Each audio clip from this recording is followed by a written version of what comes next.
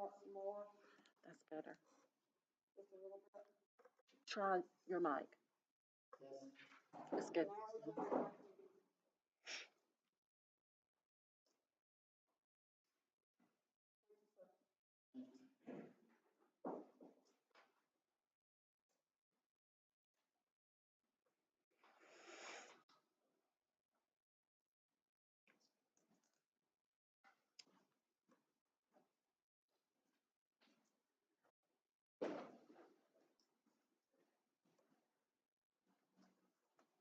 Well, I have 6 o'clock, and I'll go ahead and call this meeting to order, and I'm going to ask Reverend Hilton to start us off in the right way.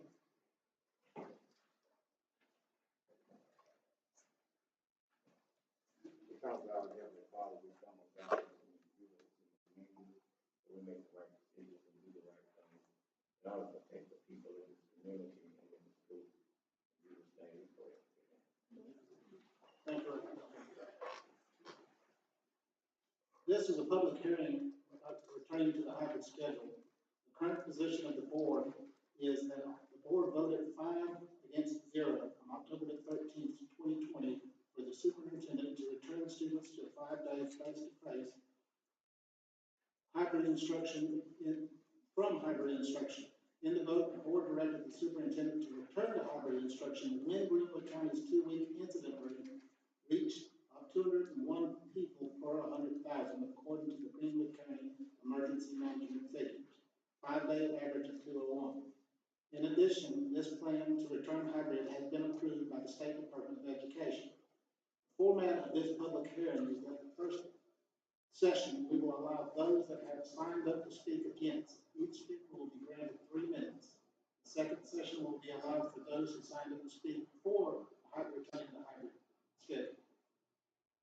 Before we get started, I'd like to read a statement. I'd like to thank everyone for attending tonight's meeting. As you know, as just stated in the October meeting, the board voted to return to the 5-day in-class schedule pending the approval of the South Carolina Department of Education. We received that approval on October 20th.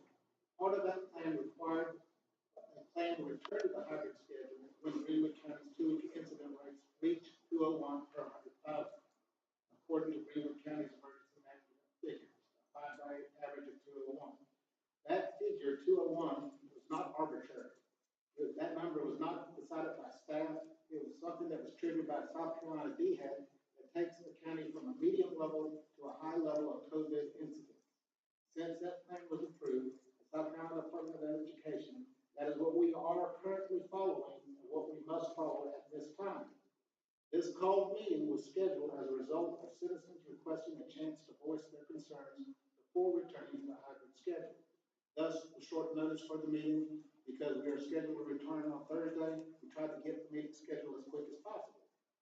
In a moment, we will open the floor for public input. Before I start, I want to establish some ground rules.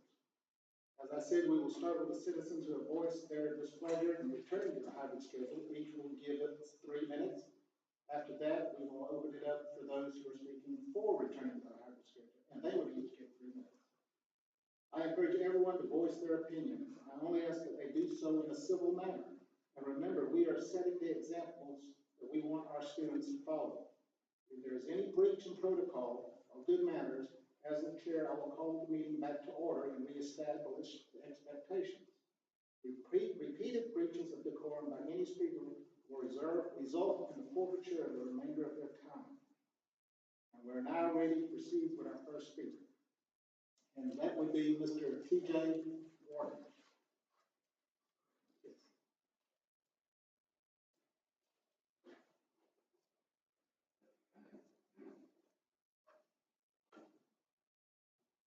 You may start when you're ready. Good evening. I come to you as a parent of 5 children who are in all 4 schools within the district. I'm concerned about their educational, social, and emotional well-being. When I found out about the return to the hybrid schedule, I was concerned. So I wanted to reach out and see if there were other parents that shared my concerns. I started a Facebook group that currently has about 235 members that are in favor of the 5-day-a-week schedule. So I would like to say that I'm speaking on their behalf as well. In the last 8 months, students in District 52 have received a little more than 31 days of in-person instruction. 7 of those days have happened in the last 8 days. This is lost time they cannot get back, and it will have long-lasting effects and will continue to fall behind other districts who are 5 days a week, many of which are around us. The hybrid schedule does not provide a consistent, predictable schedule, and that is detrimental to learning. I understand we must consider the safety of students, faculty, and staff, but we also have to weigh that against the extreme importance of our children's education. Other than allowing a little more social distancing, I don't feel the hybrid schedule does much to increase the safety of our staff and students. The faculty and staff still come in contact with the same number of students each week, regardless if they're on a hybrid schedule or 5 days a week. And the honest truth is, many families, faculty, and staff are continuing on with life, going shopping, going out to eat, going to social gatherings, birthday parties. Many maroon and gold families interact with each other outside of school. Maybe in a perfect world, this hybrid schedule would help, but that's not what we have. That's not what's occurring. So why are we making a sticking point of social distancing with our children's education? Do students, faculty, and staff feel unsafe? Have we asked them? Have we taken a survey to see how they feel? I go to work each day with over 800 people. We wear masks, we practice good hygiene, we social distance the best that we can, and we take proper action when someone tests positive. And we've been doing that since this started. So have many other businesses in the state of South Carolina and in the nation, and many other districts in the state of South Carolina, both larger and smaller than us, are doing the same. So I don't understand why we can't. Too much is at stake here. The hybrid schedule takes away learning time that I feel our children will never get back. And that is something that I will continue to advocate for as a parent in District 52. Thank you for your time, I appreciate it. Thank you. Next up is Mr. Matthew Harris.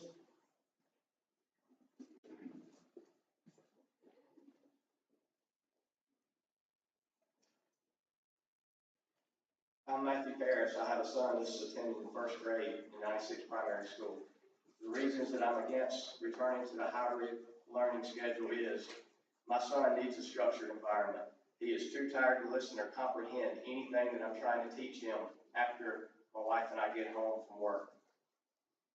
And there's very little material given on the non-school days. It's not enough to promote learning.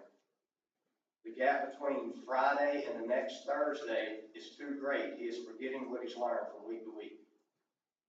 The test scores from last year to this year, which we were presented at the last school board meeting, that scares me more than the virus does. One reason that I was given for keep returning to the hybrid schedule was the way it was justified from personnel at the district was that Louisiana has to do it all the time. And they are able to make up this instruction. Yet, after I looked at Louisiana, they're ranked 50th out of 51 states. That's not where we want to be. There's no timeline on this virus. We can't say we can make this up because we don't know when it's going to end. If we knew it was going to end in February, we might say maybe we can make it up. We don't know where it is. Another reason given to go back to the hybrid learning was the district may encounter a time that they don't have enough certified teachers to teach. Yet, the district is sending these children home with parents who have no formal training whatsoever, and may even not even have a GED or a high school education, and you're asking us to teach them more than half the days. Because my wife and I both work, my son has to attend daycare with as many as 40 children on the days he's not in school. This is children of all ages and from surrounding counties. Children from the high school, middle school, elementary school, they're all interacting. There is no guidelines in daycare. So these children go to daycare, they're around all these people, then we bring them right back to school on Thursday and put them in the classroom with the teacher. And they're touching everything, all of that. So that there again, I just feel like, kind of like Mr. Waters said, you know, there's no justification. I think you're putting them more at harm than you are good. We must continue to move forward. Leaders lead the way rather than just stepping back. Every time the numbers begin to rise, we can't just step back. You must adapt and overcome. When I was in the military, first thing my drill sergeant told me is adapt and overcome. We're faced with this problem. The problem's not going away anytime soon. We know that the children need to be in school, so rather than, stepping back, let's figure out a way to get them in school. Use bigger spaces. We have, we're suited for 100 people in here today. Maybe we teach first grade in a cafeteria. Is that my time? Yes, it is. Thank you, Mr. Harris. Next speaking is Ms. Adrian Free.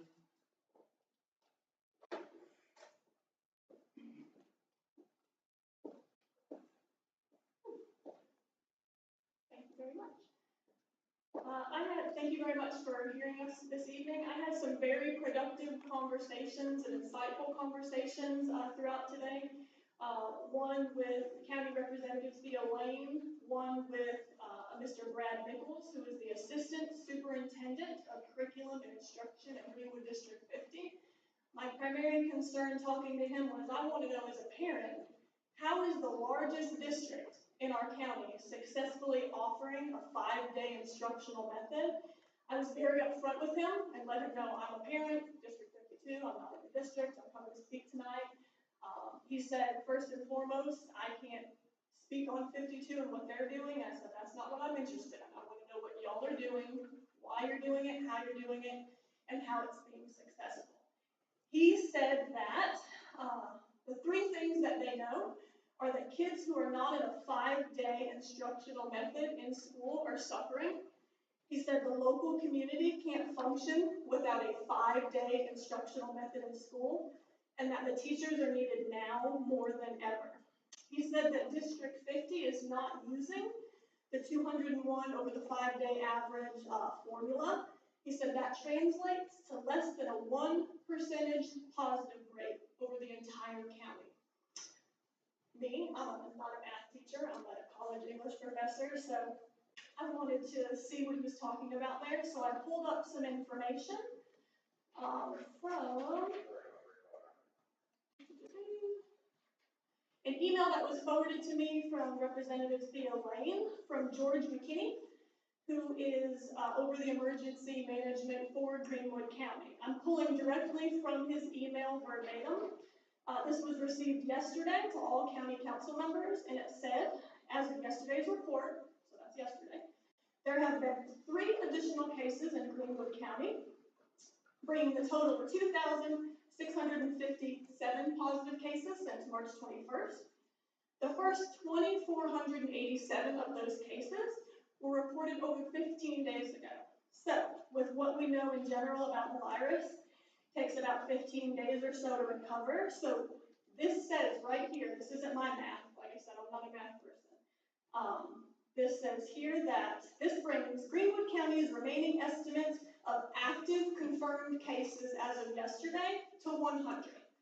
When you look at the population of Greenwood County, 70,800 residents, that's where Assistant Superintendent of District 50 pulled that less than 1% positive rate. District 50 said they are being successful because they are using the local community, the numbers and the numbers at their school. Right now they have 1 positive student who's a virtual and 4 positive employees. I'm sorry. Thank you for your. Yeah. Oh, my bad. My son Austin Free wrote a letter he would like each of you to read, I guess on your own time. Is that okay? So, leave it here? Okay.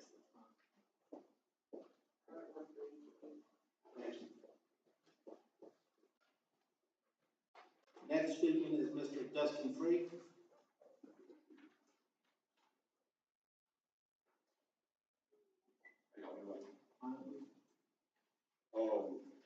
Got a couple notes I'm gonna pull out while I'm pulling those out. I want to start by saying that I have a lot of reason to be proud of this school district. My only 2 kids attended this school. One of them sitting right here. My daughter graduated last year. Very high scores, graduated with a associate's degree from Piedmont Tech, straight from high school, and is now attending Lander. I feel like she is the best shining example of the education that District 52 can provide or could provide. And I'm scared that the possibility of that is completely out the window with this child because of where we are right now with the COVID measures. And I don't think anybody sitting up there or anybody else, any other faculty or staff, are coming from a negative place with taking these measures.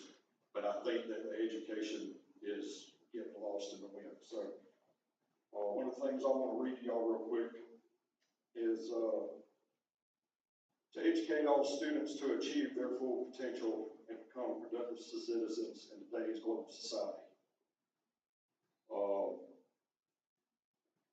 Impacting students to change the world.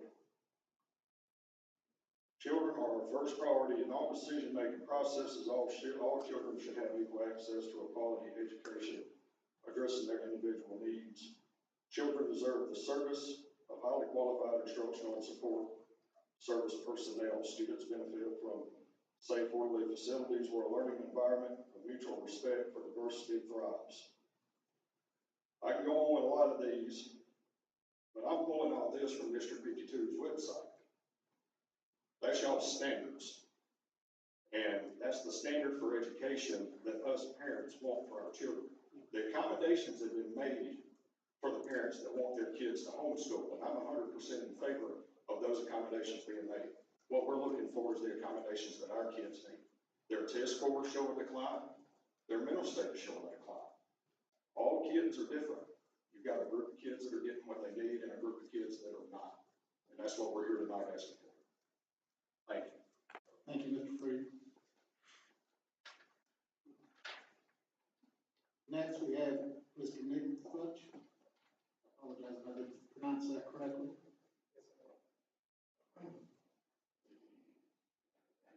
Appreciate the opportunity to speak. My name is Nick Flush. I've got 2 kids in the district. My biggest concern, or one of my biggest concerns, is that the metric by which the decision was made to go back to a hybrid schedule, I feel like it was flawed from the beginning. This metric, so the 2-week period ended October the 25th. For Greenwood County, we had an infection rate or new infection rate of 193 per 200 or per 100,000. We were just 3 people shy of eclipsing the mark that you guys set to go back to the hybrid schedule. That's the week before we set it back. I also think it's flawed in that we're looking at Greenwood County as a whole, as opposed to drilling it down a little bit closer to what our school district represents.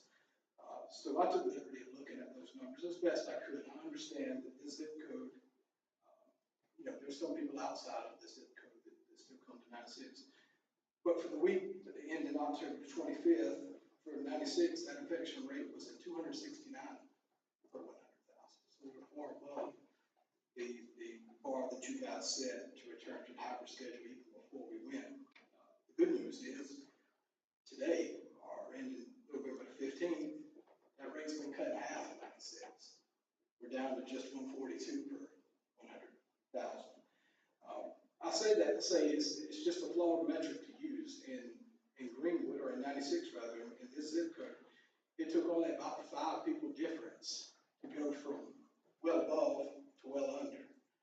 And I think that goes to what Ms. Freed was saying, that a better measure may be the pulse of the community as opposed to this rigid number that we've been using.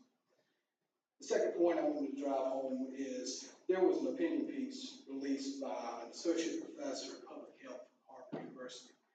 And he says in part that the risks from the coronavirus are manageable in a school setting. The risks to kids being out of school, however, are escalating rapidly.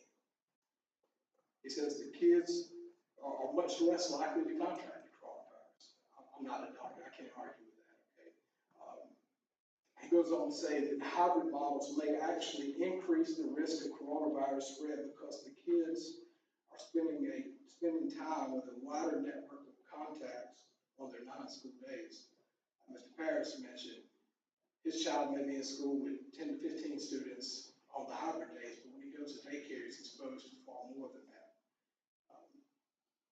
I think parents are best suited for risk management when it comes to their children.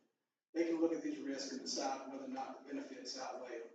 I think parents are better suited to make that decision. Thank you, sir. Next up is Ms. Chrissy Javert.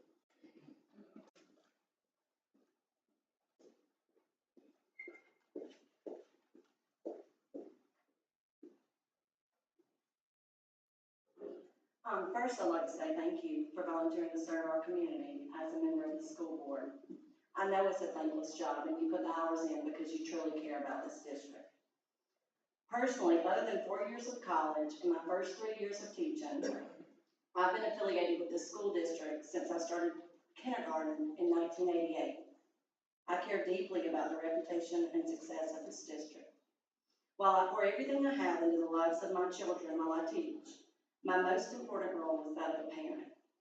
I feel compelled to speak on behalf of my children, specifically my 3 first graders, Grayson, Ellison, and Logan. As of today, my children have attended school exactly 30 days in the past 8 months. 1/3 of those days have been since Election Day when we returned face-to-face. I feel they're fundamentally behind where they should be due to a lack of direct instruction by a certified early childhood teacher. When the schools shut down in March, all of our schools were on the same playing field. At this point, I feel like the gap between my children and the students who are in school every day is increasing rapidly. In fact, I've hired a tutor to work extra with my children because I see this urgency. I'm a certified teacher and I'm paying someone to help my children learn to read because I know how great that need is. There are many parents in this district who cannot afford this or may not realize the need because they aren't an educator. I feel like my little ones are in the most critical learning stage. I worked very hard during the quarantine period to try to prevent regression. And within the past 10 days of consecutive instruction, I can already see an improvement. In August, I defended the hybrid schedule. It only took a few weeks of implementation to see that it wasn't working for many students. I'm not asking that we throw all caution aside and return to school as if COVID doesn't exist. It's very real to me. I attended a funeral for a close family friend last month. But I think there's steps we can take to safely return children to 5 days of face-to-face instruction. We must recognize that this is an emergency situation, especially at a primary and elementary level. And we must exhaust all resources to allow these children to return to school every day. Allow anyone who's not comfortable with 5 days to select the virtual option. Collect data to see the size of each. Many of these class sizes already fall between 15 to 18 students, which are much safer than our 23 to 25 students. Identify anyone in the district who's certified to teach early childhood or elementary school and is not currently a classroom teacher. Many of these are currently in positions at the district office or as interventionists. In an emergency situation, these children are better served in a classroom every day than with an interventionist twice a week. Ask these employees if they would be willing to serve the community by stepping into a classroom for the remainder of the school year, or at least until we're back in the medium category. Thank you. Thank you. Next, we have Mr. Bradley Gummer. Okay. Next, we have Mr. Jeff Chris. I'm sorry, there is a procedure that has been in place. Mr. Jeff Chris.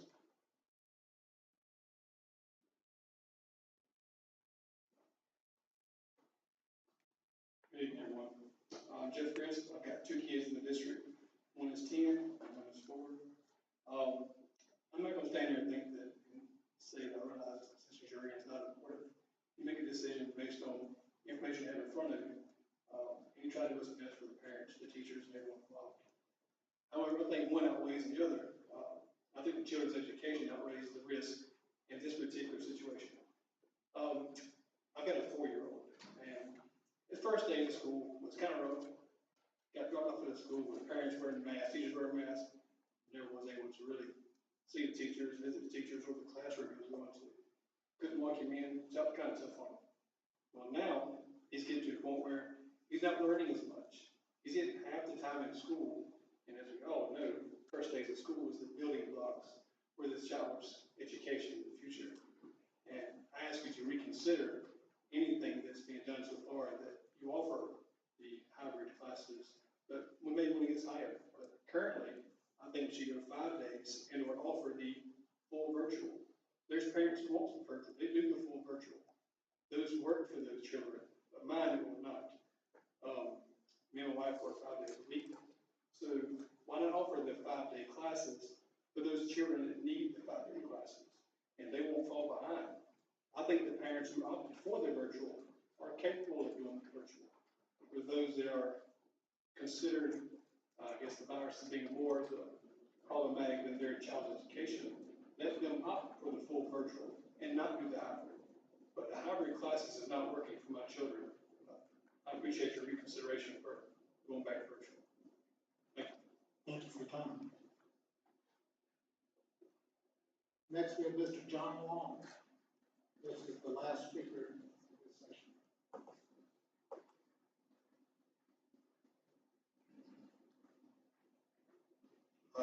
Thank you for taking the time to listen to all the parents that have concerns. First, I want to say to Mr. Burke, I think it's very commendable for her to stand up here in front of the people that hire her and talk on behalf of her kids and as a educator, because it takes the courage to do that, because, you know, it could be repercussions from that if somebody doesn't like what she says. But my kids too, just like Mr. Chris' kids, are not getting the education that they need.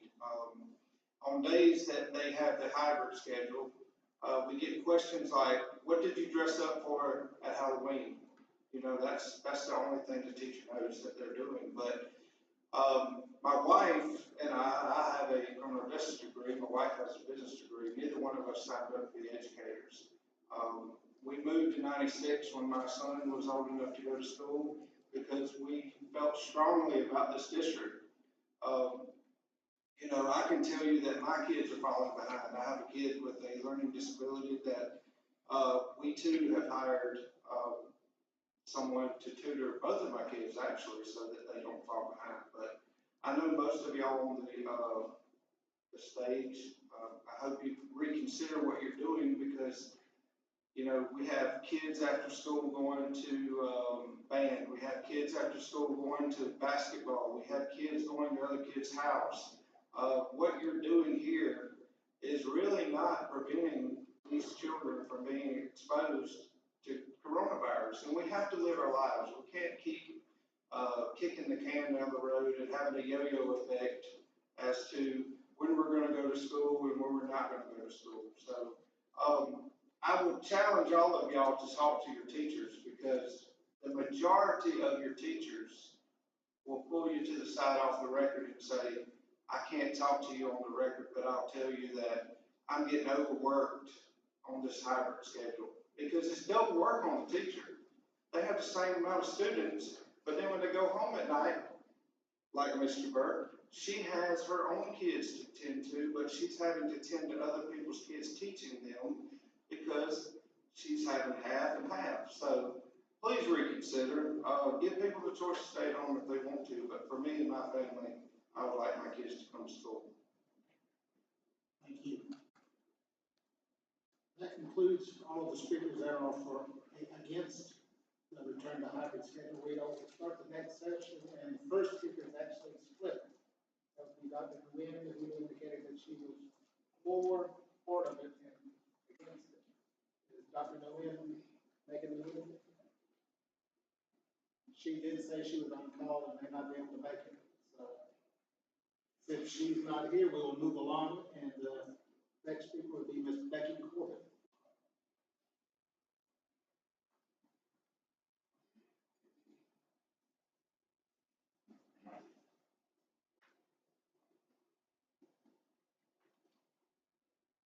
Good evening. Thank you for giving us this opportunity to speak tonight.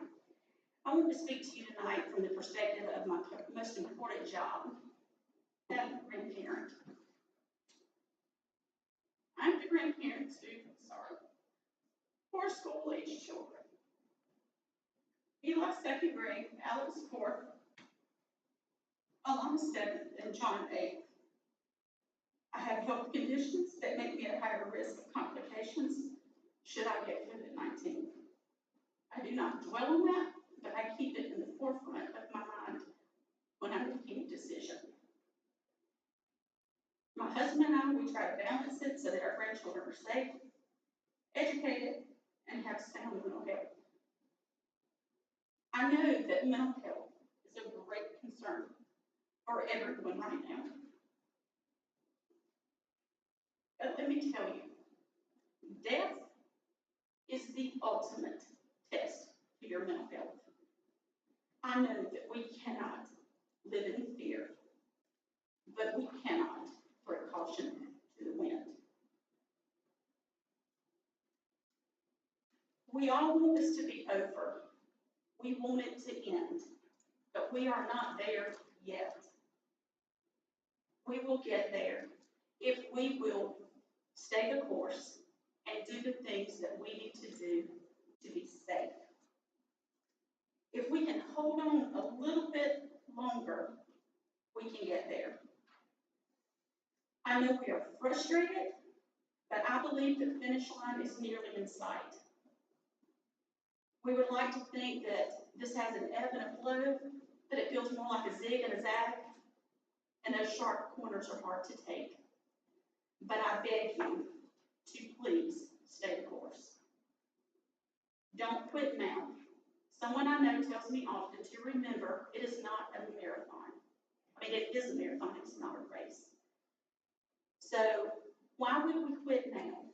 Why would we now throw caution to the wind and quit the race and not cross the finish line?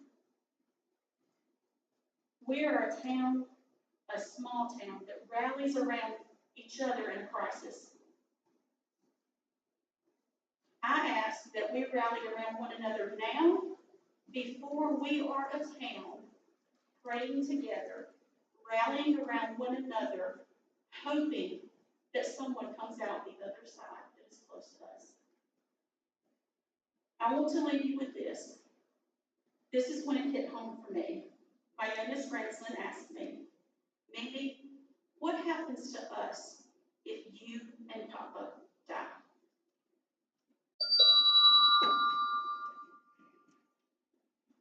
Thank you, Ms. Corey. Next up is Mr. John McCarthy.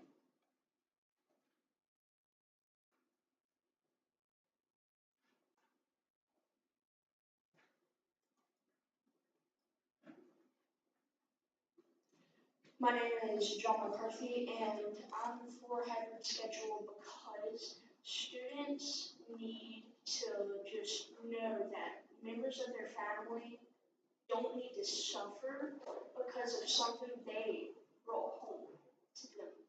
They don't need to have that. I'm sorry. They don't need to just sit around hoping that their parents, grandparents, anyone they know that is high risk, just praying that they come home out of that hospital alive, and that by some miracle they are able to live a normal life eventually. We, as a whole in this state, failed by opening up too soon and not being stricter when we needed it in the very beginning of this pandemic.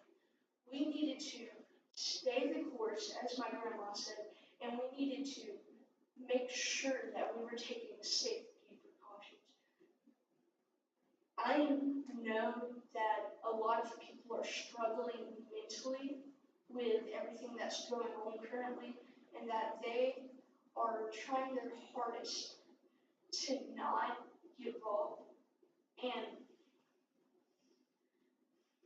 I don't know how it could change someone's life, just knowing that they called this virus, went home, and passed it on to a loved one, and they're causing that suffering to someone that they hold so dearly and that they love with everything in them. I don't know how it can change a person, but I do know how it feels, because my Aunt Jackie passed away in late 2017.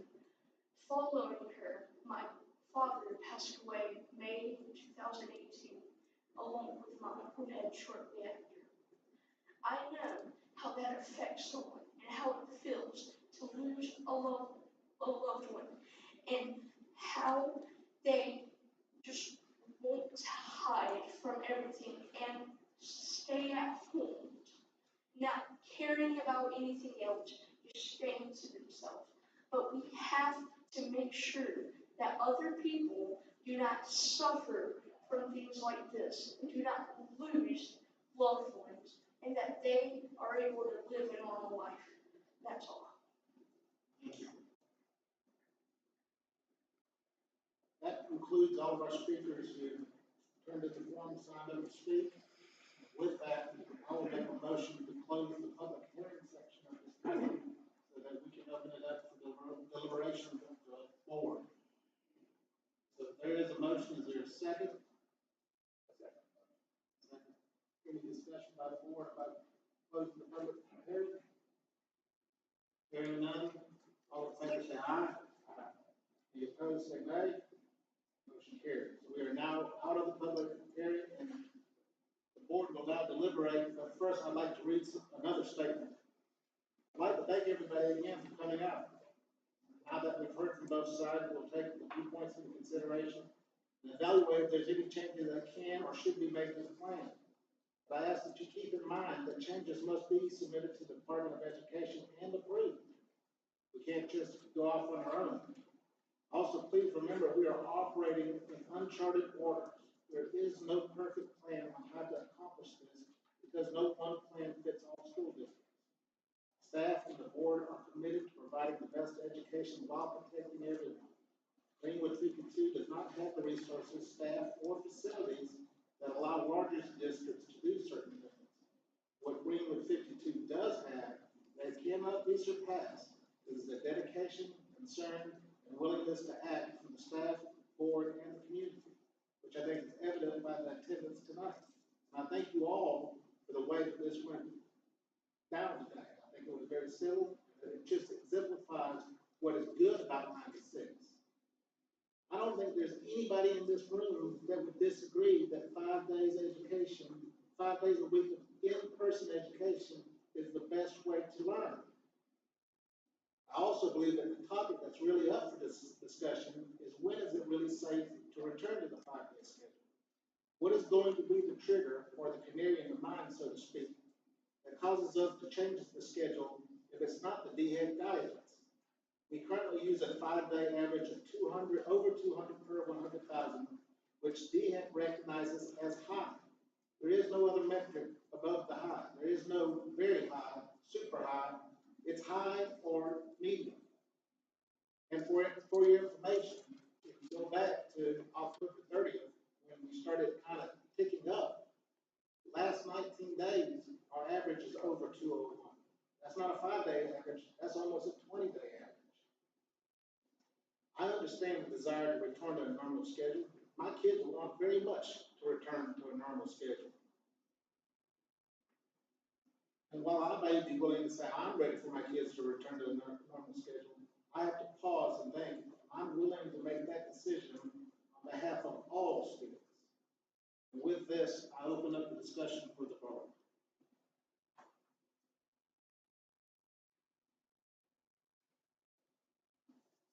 One thought I've had is just, anytime you're doing something completely different, whether that's be healthcare or otherwise, than all of your surrounding areas, or all your competitors, let's say that. And I'm not saying that's wrong, I think it requires you to really look really hard. Why are you doing something different? If I'm in a position, I'm doing something completely different, although my colleagues are, they may be right, but I have to really look at it hard. And so, and that does give me some pause why we are apparently the only district that is doing this. And I know, I'm not a professional educator, I don't know. I mean, is there a reason that we can't, if there were other groups coming out forward, I don't know. Is there a reason that District 50 can do it? We can't, I guess. Well, if I may interject here, and correct me if I'm wrong, if I don't misunderstand it, I believe District 50 offered the virtual, the hybrid and the 5-track. And I think part of the reason why they can do it is because they have more facilities and can ensure the social distancing better and have more resources to where they're buying the plexiglass separation of the desks. I don't know that for fact, but I do know this, that, and based on our last meeting where we had our architect present the school capital plan or moving forward, we have 4 schools in our district, just 4. 96 primary school averages 214 square foot per student enrolled. 96 elementary averages 162 square foot per student enrolled. 96 middle school, 481 square foot per student enrolled. And 96 high school is 412 feet per student enrolled. So those are we can't change that. I mean, that's the geographical footprint that we have for our kids to learn in. And I say that just to quote to you information that is out there. Is there any other discussion? I do know that where those 81 have decided to stay hybrid. So they will be hybrid. They're smaller districts you walk in. And I understand, I'm in the same boat as these folks. I got children in the district. Yes.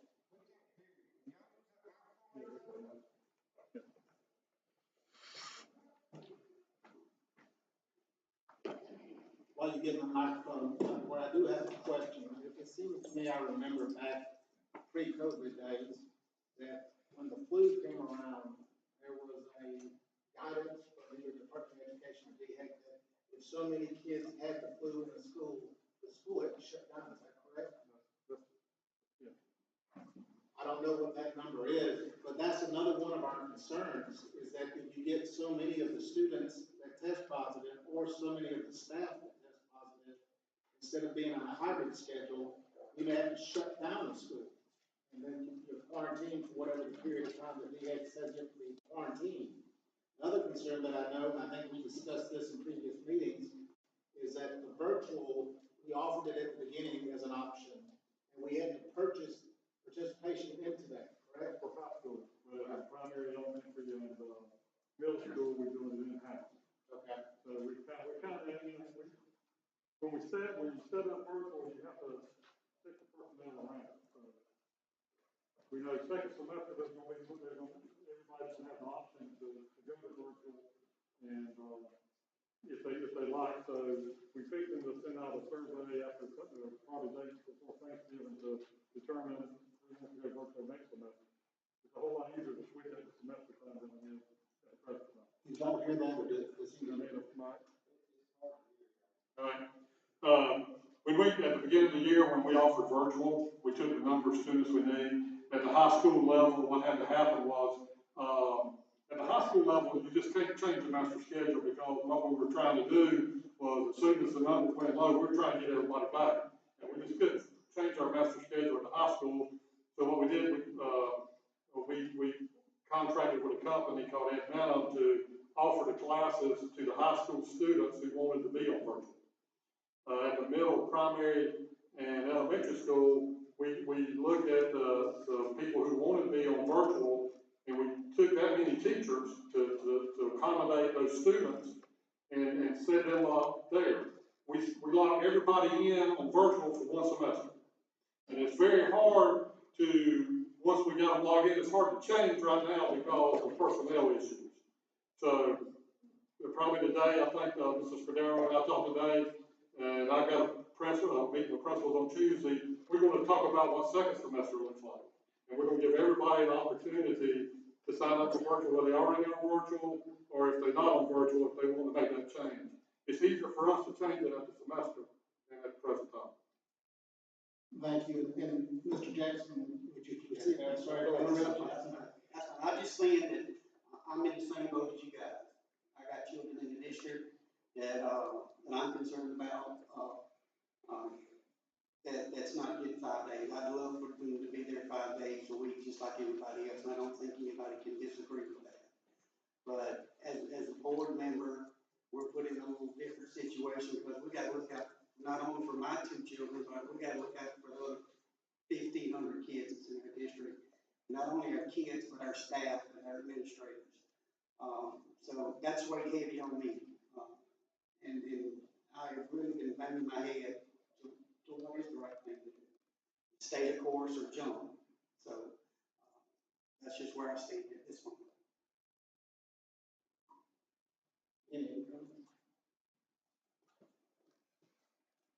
You know, one thing I obviously thought a lot about this is, and I put this out to Dr. Ward and the board.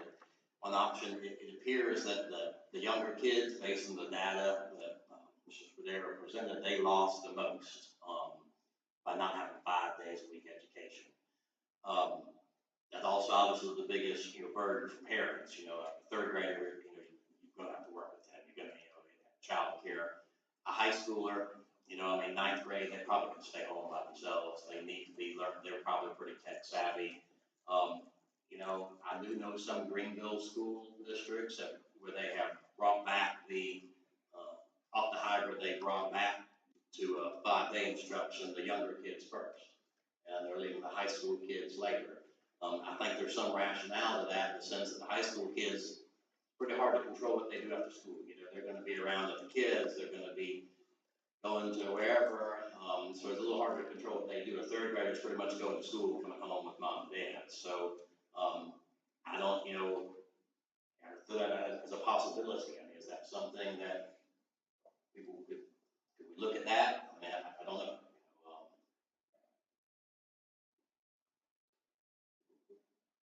I think that we can consider all the options. I don't really see, as far as if we're going to go to 5 days a week, the high school and the middle school, they're not connected with the primary and elementary. So I don't really see what the benefit would be bringing half of them back, especially since the primary and the elementary school, they actually have less of a footprint to separate in. I'm not saying that it shouldn't or couldn't, and that's not saying that we shouldn't have one hand saying that we should canvass the community. But if you will remember when we went from being on hybrid to going back to 5 days, this board got a lot of emails also that was against that. So, and I understand that somebody said something about the 266 area code. I'm a prime example. I have a 2649 area code, and I'm zoned for 96. We have a lot of students who are out of district that come to the school. And I venture to say that most of the people that live in 2966 probably shop or go into Greenwood. So lacking information from an organization that we can hang our hat on that says that numbers are moving in the wrong direction, we have to have something that says we need to go back to hybrid or go back to a safety zone before we have to start shutting down schools. That's at the heart of the matter. I don't know what that is. We're kind of out of the public session, but I will allow one question. That's okay.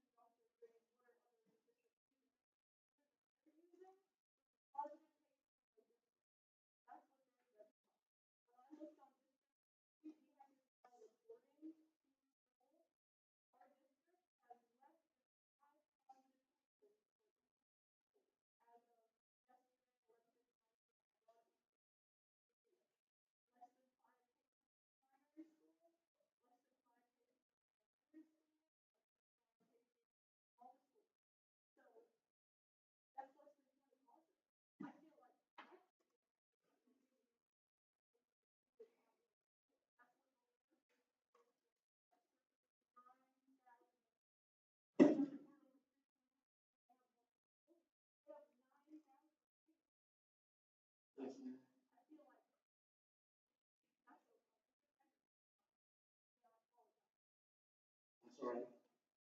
I think also we have to look at the number of folks. I understand what you're saying, but of those folks that are testing positive, we've got to understand how many kids that are affected. We had one positive case at the high school that affects over 55 people that is in quarantine at this very moment. And one of my children is one of them. So, I understand we only have so many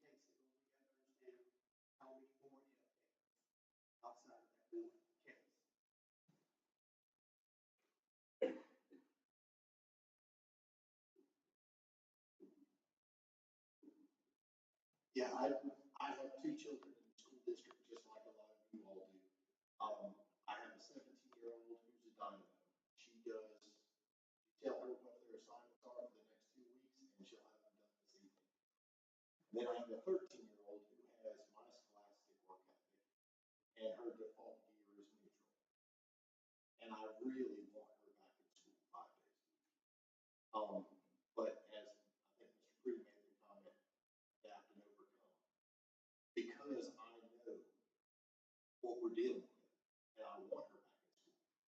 We are forcing the issue at the house. We're having to do those things. No, it's not my job. No, my job, my degree is in agriculture. Do you want to know how to raise animals? I can tell you. You want to know how to raise kids? We probably should consult an expert because I'm not the one. But I'm having to make it work. I want it back in school. But the risk is, and we ran into this several years ago with the TV incident. Somebody gets sick. We, the school system, are going to get sued. And you all know somebody that wants to throw a lawsuit out at the drop of a hat. That's the reality of today's society. It's litigious. We got to work. So I would like them back in school, but we got this monster we got to work around.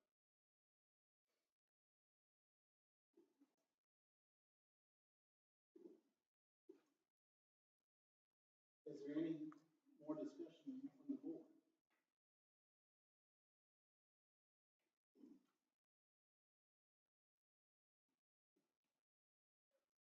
I guess I was just asking in the logistics. If I was to make a motion to something, is that something we can look at doing, or everything has to be? How long are we talking? Is there even a possibility that we could look at doing something different, or we're pretty much just stuck with what we submitted to the state? That's just depends on, what you're feeling in it, the board's feeling. At the end of the day, in my recommendation, we put out the going back 5 days a week ago, I think we had to put back in what number is going to hit 25. We could have discussed when we hit 5, Clinton High School, Clinton Middle School, they put all their kids on work. Just got an email. Greenwood County School and e-learning in our country. There's a lot of things changing. Like you said, Greenwood 51, the wages to bring everybody back to go back to school. We can bring it back,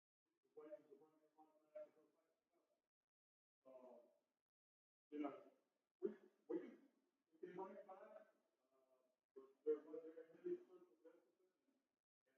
And to protect them, as Mr. Jackson said, if we bring it back and that type of situation, we're going to send a whole lot more kids home. I don't have that. I don't have the perfect answer. We just was looking, we took out the special number when it hit 110. We were going to use that answer to make a call.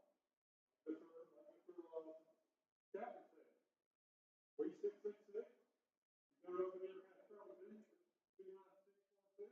You go into the public area, it's 21649. We've got teachers living all over the district.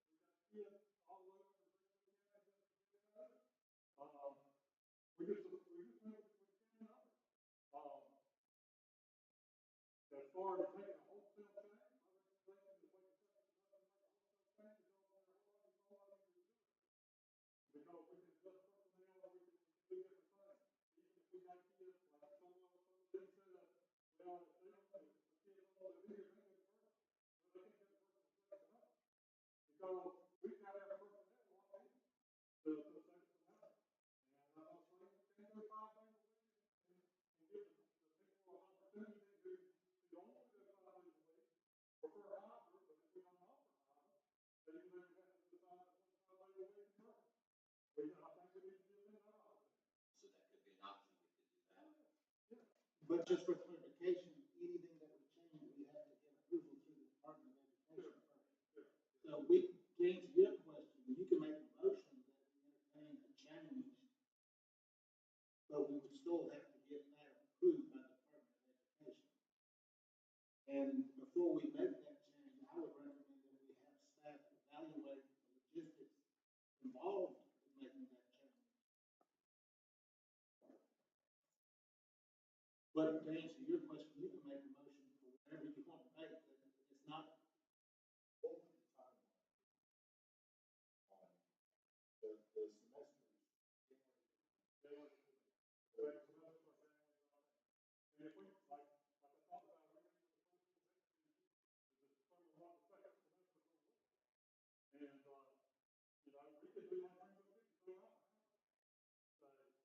go 5 days a week, 6 semester, or work. That would get people, the people will know that, look, I know if I want my kid to come 5 days a week, I gotta pay for it. That's an option, that's a true option. But right now, it's hard to tell, and I know they do 5 days a week, but it's not fair to the people who want 5, in my opinion. If we make that motion this evening, is there enough time to get it done by the 15th? February 15th? Yes, sir. There's no way to make it happen before then, though. It's not really, we can't adjust work around that because we've got high school kids sitting in this class, it's not all Christmas. It would be awful hard work. It wouldn't be fair to the people who like that. Personally, I think the best thing to deal with starting second semester. And I apologize, but the public hearing session has been closed, and we keep opening it up to entertain questions. It's just that there's no end to it. And I really am not trying to be disrespectful. I know I opened it up for him, and that was my fear that as soon as I did that, I was going to have to. But I would like to make a motion that we direct staff to consult with Greenwood52 to see what their metrics look like, how they tie their metrics into a return, and to craft a plan to implement as soon as possible based on the logistics that we can provide. I'd second that motion. Okay, we have a motion and a second to direct staff to consult with Greenwood52 to try to see if we can adjust our plan to submit to the state Department of Education, move as quickly as we can back to hybrid, not hybrid, full and 5 or virtual. Is that correct? They're doing full, they're doing away with the hybrid. Well, I'm asking staff to look at it logistically, do it as quick as possible. Logistically, it might just be that the quickest we can do it is the beginning of the second. Right. So that's why that's one of the, that would be something they bring back to us at the December meeting. The thing is, I mean, are we calling them hybrid, I mean, they've been going 5 days a week now for 2 weeks.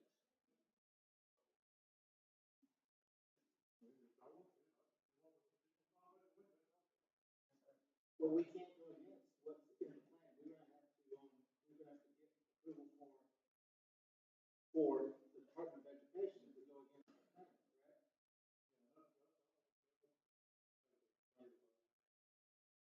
And right now, with the numbers as high as they are, personally, I don't feel comfortable doing that. I mean, but you can make the motion to go with that. I'm not trying to sway your motion. I'll make a motion to go ahead and to stay on 5 days a week. All right, we have a motion to stay 5 days a week. Do I have a second? I'll second that. All right, we have a motion and a second. All right, any discussion? Now that is while we explore their metrics. Correct. And that's in violation of the plan that we have with, approved by the State Department of Education. But reevaluate on that.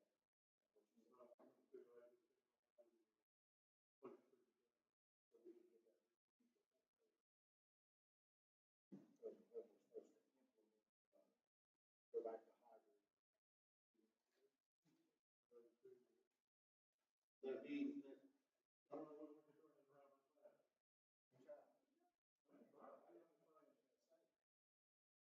All My right. motion would be to stay on 5 days a week while we investigate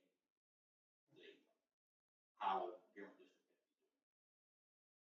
All right, I have a motion to stay 5 days a week while we investigate what Greenwood 50 is doing. And I have a second from Mr. Campbell.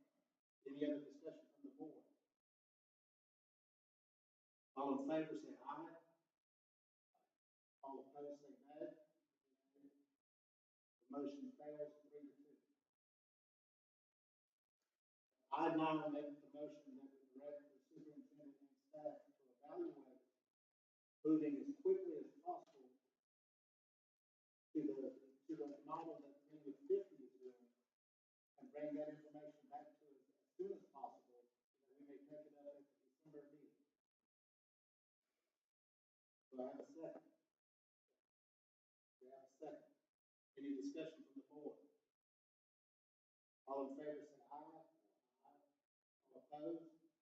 Say nay. Okay, we have 2 abstain and we have 3 for. Is that correct? Reverend Pilgrim? I just want to make sure I got the word. The motion passes 3-0. All right. We will stay hybrid until we get something that we can submit to the Department of Education based on what I'd like for you all to know that this is not a decision that was made lightly beginning, or as you can see up here. This is something that, we're all trying to take in all consideration. And I appreciate everyone coming out tonight. This concludes the portion on the hybrid schedule. Next on the agenda, we are revisiting a recommendation on the elementary school humidifier project. If the board will remember, the superintendent made a recommendation to award the bid to the low bidder in the amount of $214,650. Correct me if I'm wrong, Dr. Ward, that is the amount, is that right? For the low bid? All right. The bid was open on 10/28, and I discussed this with our attorney, so Alex is not going to be surprised with this. And the bids were open on 10/28 and were posted on the district website. The low bid was climate control systems in the amount of $214,650.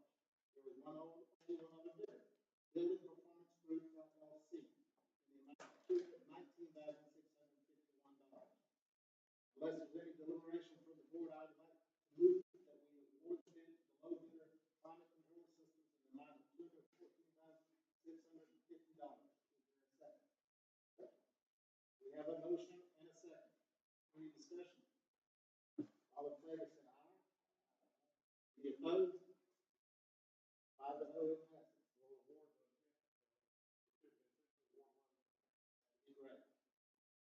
Unless there's any need for more discussion, I will entertain a motion to adjourn the meeting. Got a motion